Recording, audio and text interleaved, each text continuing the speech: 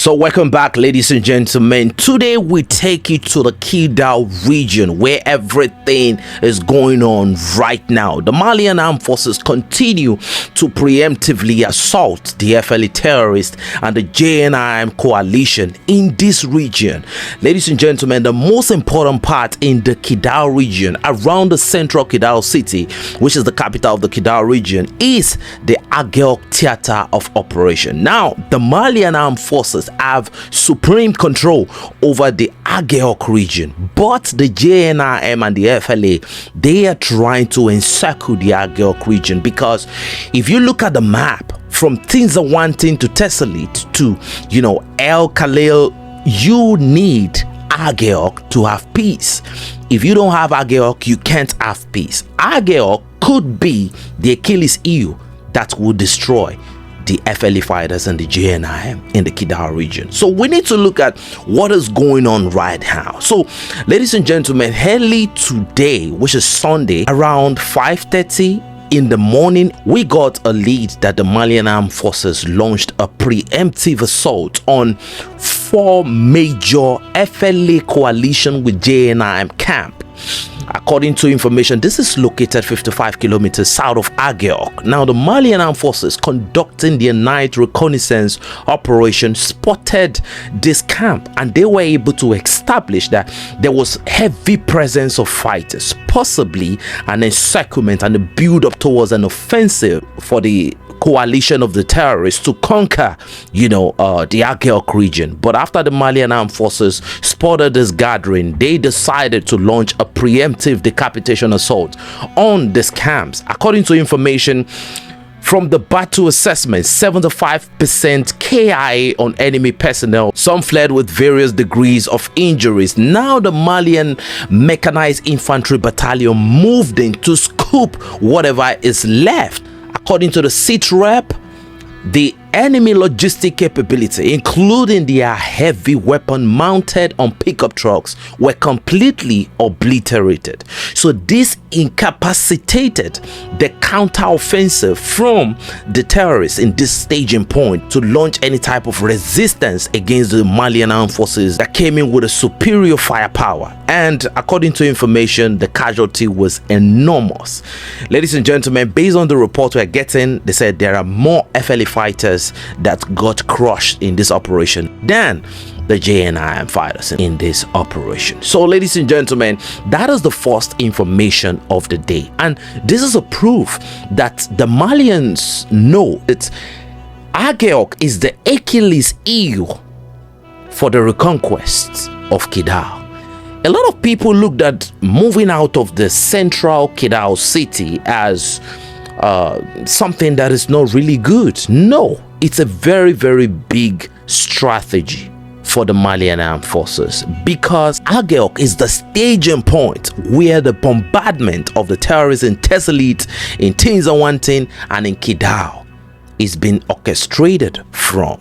So ladies and gentlemen, that is not the main thing, because in another operation in a mountainous terrain called the Andra des Infogas mountain region, the Malian Armed Forces, while carrying out a reconnaissance operation, they discovered the staging of some enemy fighters in a location. All right. According to information, they were having a very, very important meeting at this time with some commanders present at the time. The Malian Armed Forces decided to launch another preemptive strike.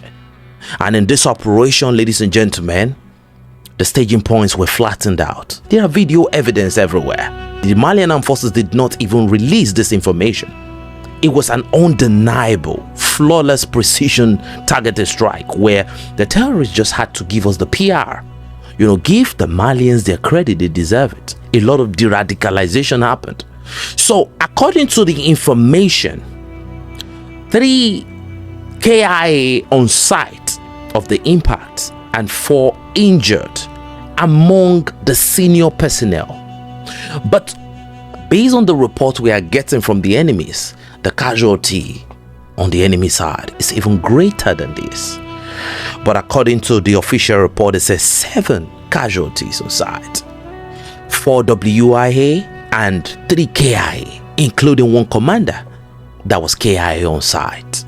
So the effectiveness of the Malian bombardment, the air supremacy, is beginning to play a major role in testing the conditioning of the FLA and the JNIM coalition, asking an important question: are you really ready for this long stride? Because this is going to be long. Because this is not going to be a fast, decapitation blitzkrieg assault. No, this is going to be gradual. And when it's gradual, the capacity, the will, the ideology of the enemy is completely knocked out. And the Malians know that this is important for the sovereignty of Mali. And that is why you see this slow, methodic, calculated devastation of the enemy capability. And when you see strategic attacks like this, what this leads to is the civilians that are in the location will begin to lose their belief and hope in the FLA terrorists. And what will happen at the end of the day is there will be a point where the civilians will rise up against some of the terrorists. If they cannot do that, the civilian will leave the region. If they leave the region, you already know what time it is. So now let's go into the last information. After this ground and area maneuvers by the Malian Armed Forces in collaboration with the Russian African Corps, the Malian Armed Forces, later in the evening, there was a combat resupply of ammunition, of logistics, and according to information, some of the fighters that had minor scratch were recovered from the battlefield and they were taken for medical care. And a lot of redeployment is going to the Aguelhok region as we speak.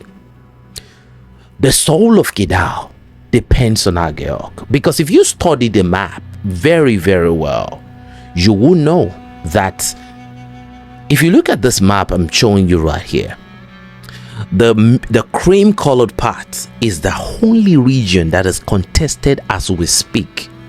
How do you say the FLA is in control of a place where they continue to get bombarded? There is no air supremacy, there is no ground control. When you say you are in control of a place, it means that the situation there is death hotel, you lord over it. The FLA don't lord over it.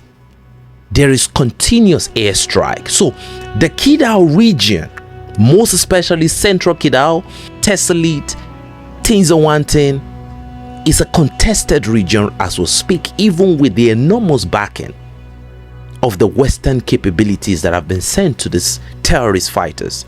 We still see that the region is highly contested, and it's contested for a reason.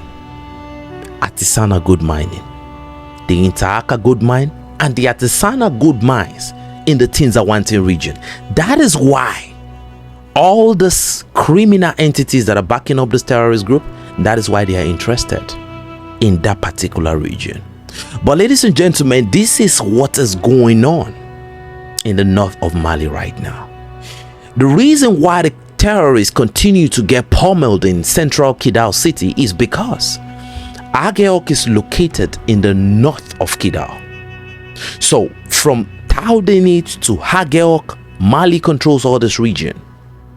Now from the south, Burem, Ba, and you look at Menaka, you look at Andara Bukane, you look at Ansongo, Gao, Mali controls this region. So it's a strategic encirclement. And if you cut the map from the Tinzawantin close, you have Niger Republic. So a surveillance from the Nigerian territory can equally tell us whatever is going on in the Algerian Tinzawantin border. And this is a coordination of intelligence. And down south of Menaka, you have Burkina Faso. So, and you have Mali controlling the Labezenga region. So when you have a high level of intelligence, surveillance, and preemptive assault on the logistic infrastructure and the capabilities, including personnel of the FLA like this, it's a matter of time. This offensive by the Western coalition for the resources of Mali will crumble. Based on the assessment we are seeing on the ground, the Malians is making an enormous level of advancement. So ladies and gentlemen, this is my assessment based on the report from the Frontline on day 23. You can kindly give us your opinion on what you think in the comments. It's your boy 7200 signing out to no sir, but before I go, I really want to appreciate you for coming today. It's very, very important that we understand that everybody talks about Kidal. No, the Malians are in control of the situation. If you run too fast, you have the possibility of leaving a lot of gaps. But if you walk very slow, you cover a lot of ground efficiently and effectively. So ladies and gentlemen, what the Malians are doing right now is an encapsulation of the FLA terrorists. And it's very, very important, because if you look at central Kidal to the resource point of the FLA is very, very far. So the Malians controlling Aguelhok is a great problem for the FLA and the JNIM that are, to my own opinion, encircled inside Kidal.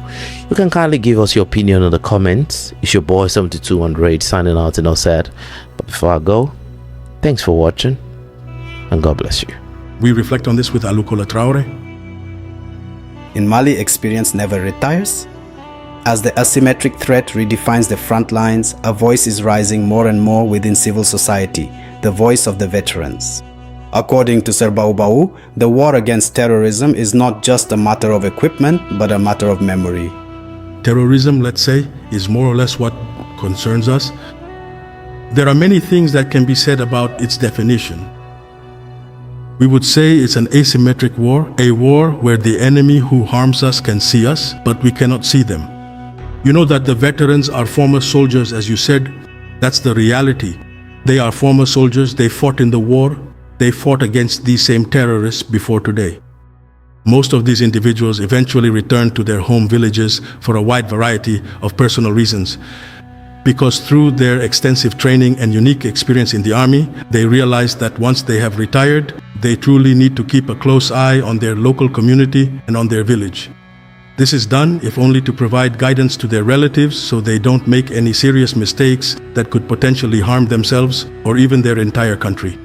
In this fight against terrorism, these former soldiers, through their expertise, have fought for their own country as well as for some neighboring countries that today support terrorists against Mali. Mali has helped all these countries at certain points in our history, in their history. But I will talk about the most recent case. I won't name the country, but when they hear this, they'll know it's about them. We let them, our border, more than 200 to 300 kilometers inside our country. Compared to their time, these war veterans believe that the authorities have done everything possible to enable all the sons of the country to fight effectively against these terrorist groups. For example, in our time, political interference in the conduct of operations on the ground, we suffered a lot from that. Fortunately, they fought against that. That has come to an end. Training is not just technical. Training also involves discretion. Discretion is an element, a factor of success. The contribution of the veterans lies less in their ability to take up arms again and more in their role as ambassadors of peace and fatherly educators in their respective communities. These intermediaries between the army and the population remind us that victory over terrorism will depend as much on the strength of spirit as on the strength of bayonets. Whoever rises up against this transition, I swear to you, Allah will deal with them. Right in broad daylight, everyone will see it.